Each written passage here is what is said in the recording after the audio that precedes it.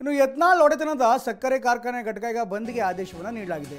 ಇದು ನಿಜಕ್ಕೂ ಕೂಡ ದೊಡ್ಡ ಡೆವಲಪ್ಮೆಂಟ್. ಯಾಕೆಂದರೆ ಯತ್ನಾಳ್ ಒಡೆತನದ ಸಕ್ಕರೆ ಕಾರ್ಖಾನೆ ಘಟಕದ ವಿರುದ್ಧ ಈಗ ಆದೇಶವೊಂದು ಬಂದಿದೆ. ಕರ್ನಾಟಕ ಮಾಲಿನ್ಯ ನಿಯಂತ್ರಣ ಮಂಡಳಿಯಿಂದ ಈ ಒಂದು ಆದೇಶ ಬಂದಿರುವಂಥದ್ದು. ಚಿಮ್ಮಾಯಿ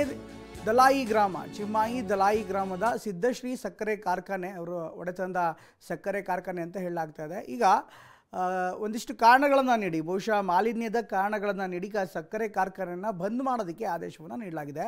ಕಾರ್ಖಾನೆ ಕಲುಷಿತ ನೀರು ಹಾಗೂ ಜಲಾಶಯಕ್ಕೆ ಬಿಡ್ತಿದ್ದಂಥ ಆರೋಪ ಏನಿದೆ ಅಂದರೆ, ಆ ಗ್ರಾಮದಲ್ಲಿ ಕಾರ್ಖಾನೆಯ ಕಲುಷಿತ ನೀರನ್ನು ಜಲಾಶಯಕ್ಕೆ ಬಿಡಲಾಗಿತ್ತು ಅನ್ನುವಂಥ ಆರೋಪ ಇದೆ.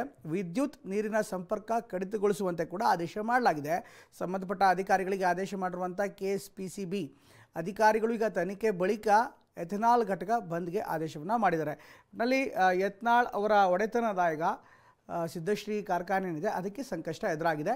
ಮಾಲಿನ್ಯ ನಿಯಂತ್ರಣ ಮಂಡಳಿಯಿಂದ, ಕರ್ನಾಟಕ ಪರಿಸರ ಮಾಲಿನ್ಯ ನಿಯಂತ್ರಣ ಮಂಡಳಿ ಈಗ ಆದೇಶವನ್ನು ನೀಡಿದ್ದು ಕಾರ್ಖಾನೆ ಬಂದ್ ಮಾಡುವಂತೆ ಸೂಚನೆಯನ್ನು ನೀಡಿದೆ.